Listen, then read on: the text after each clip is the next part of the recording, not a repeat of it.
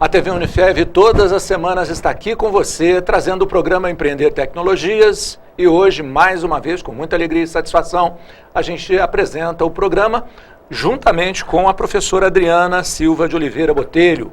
A Adriana está sempre no programa, é uma ótima presença. Figurinha fácil.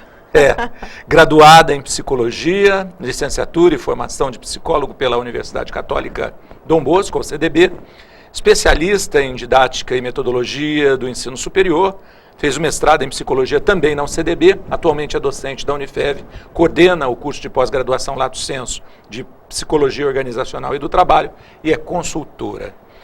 Mas eu tentei aqui pedir para ela falar o que é o entrincheiramento organizacional. Ela não quis contar, vai contar agora então. Vamos lá. Então, quando eles estavam estudando comprometimento, e eles começaram a perceber, aí tinha 3 tipos de comprometimento, e eles perceberam que, na verdade, comprometimento mesmo era só um desses 3 tipos. Os outros comportamentos não eram de pessoas comprometidas, de pessoas que nós citamos aqui, que assume, que tem um contrato, que é assíduo, que tem meta, quer se desenvolver, que veste a camisa, né? Defende a imagem da organização.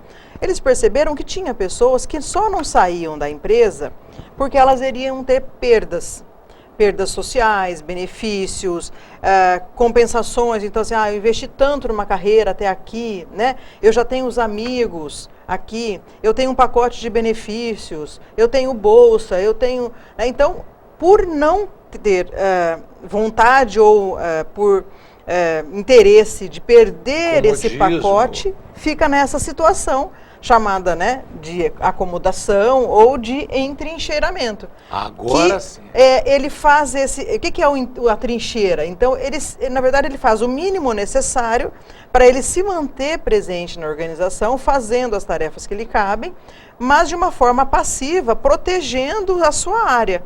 Então, a trincheira seria isso, né? Então, de vez em quando você levanta, se defende, dá um tiro aqui, outro ali, quem está querendo se aproximar da trincheira, mas o objetivo da trincheira é te proteger. Né? Então, ele fica naquela posição ali, morna, né?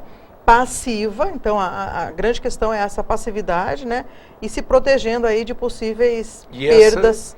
E essa atitude não é boa, às vezes, nem para a pessoa, porque ela não se desenvolve, nem para a empresa, porque não obtém o máximo de comprometimento. Exato. Então, a gente precisa estar muito atento se, às vezes, aquelas pessoas que estão ali no dia a dia, fazendo tarefas e tal, não estão, na verdade, entrincheiradas, ao invés de comprometidas. Claro. Porque a gente precisa gerenciar esse processo para fazer com que as pessoas se tornem pessoas comprometidas. Sem dúvida. Porque o entrincheirado é isso que você falou, é perda para todo lado, para os dois lados, né? E o consentimento? E aí um terceiro vetor do comprometimento, também que eles estavam estudando, eles chamavam de comprometimento normativo. Né? E também começaram a perceber que, na verdade, não era comprometimento, era obediência. Às vezes, obediência cega, obediência daquele que fala assim, eu vou lá e vou fazer, estão me mandando, eu vou fazer de qualquer jeito. A consequência não vai ser minha mesmo, ele que mandou fazer, eu vou fazer. Então, aquele que consente, que abaixa a cabeça e que, né, um cumpridor de normas. Ele faz porque tem a regra, tem a norma e ele tem que cumprir. Então, ele está ali, é bonzinho, faz tudo que tem que fazer e tal, e ele vai permanecendo. Mas a gente, vamos convir que, em muitos casos, a própria organização não admite outra atitude. Isso. Não é aberta ao diálogo, à reflexão. Uma das questões de gerenciamento do comprometimento é exatamente para tirar essas pessoas do entrincheiramento e do consentimento, da obediência cega, o gerenciamento dos feedbacks, da carreira, né, do treinamento, estimulando a proatividade, estimulando a participação e não estimulando a obediência, o cumprimento de normas, a repetição, etc. Porque muitas culturas organizacionais, elas preferem pessoas assim, né? Manda quem pode, obedece quem tem juízo. Sem dúvida. A gente já falou isso daqui em vários programas, né? Então a gente tem muito forte essa característica de autocracia nas organizações. E isso vai fazendo com que as pessoas fiquem assim.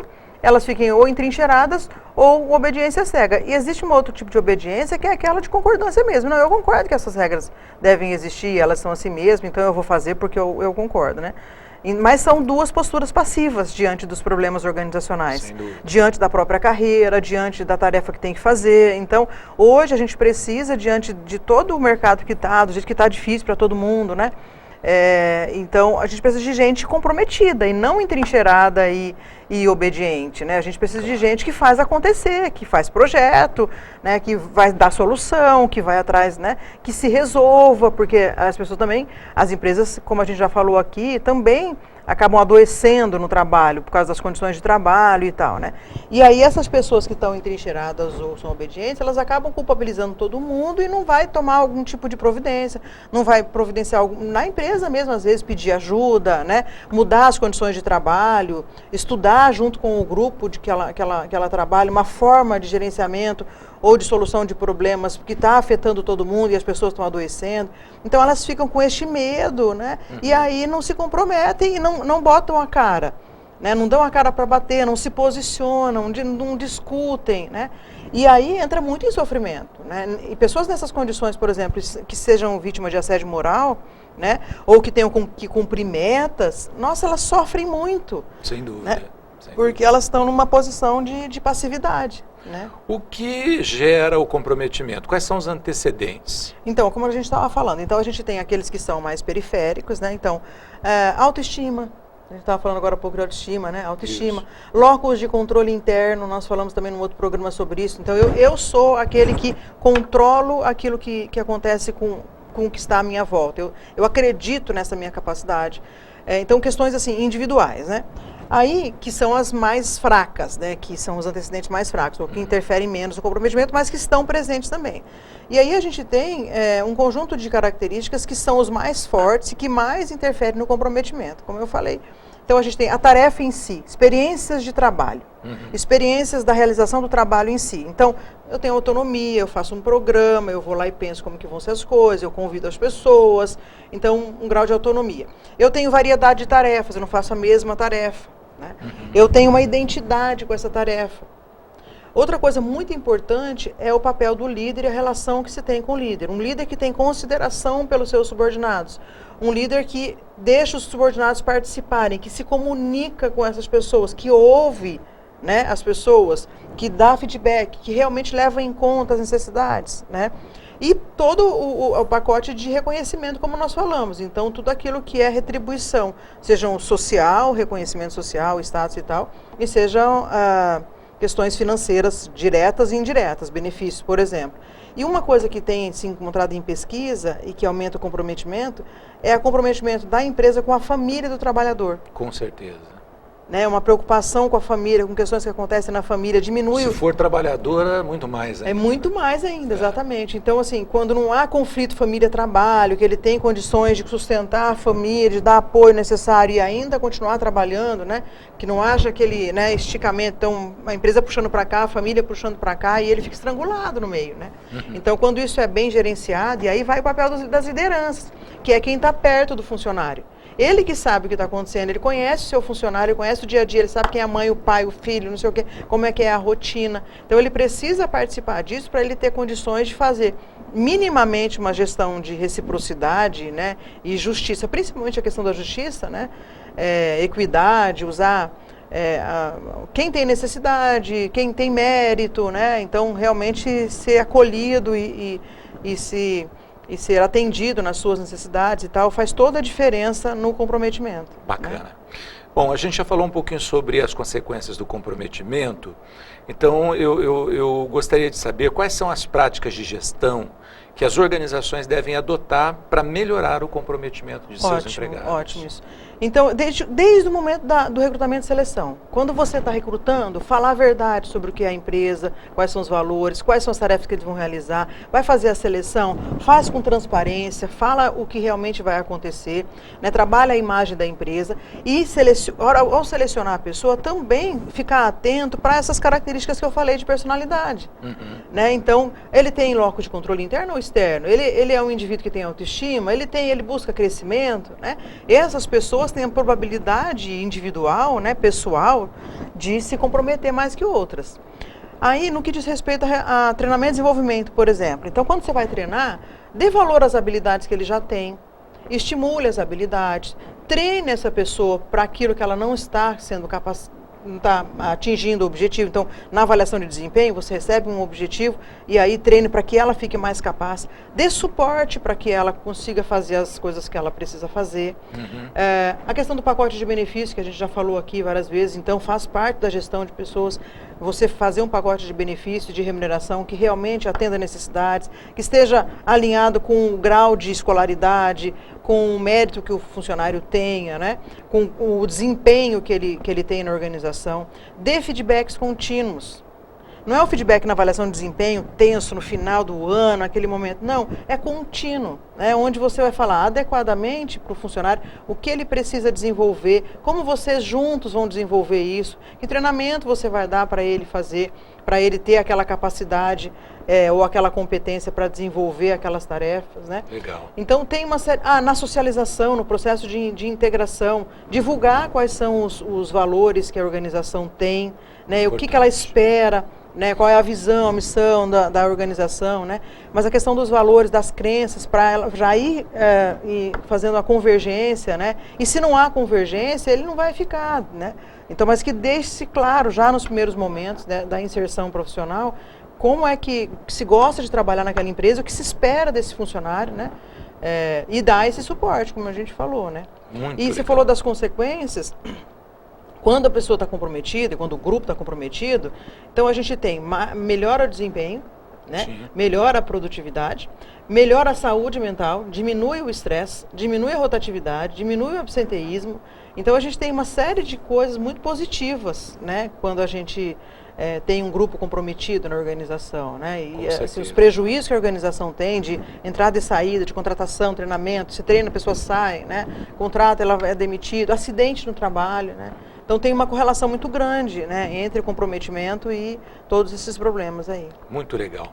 Agora, Adriana, os alunos de um curso como o curso de gestão de recursos humanos, mesmo da pós-graduação que você coordena, né, psicologia organizacional e do trabalho, esses alunos recebem todas essas informações, porque às vezes a gente vê as pessoas assistindo na televisão, né, e eles falam assim, bom, mas não é muito para mim, né, mas será que se eu entrar lá na faculdade eu vou aprender tudo isso e tal?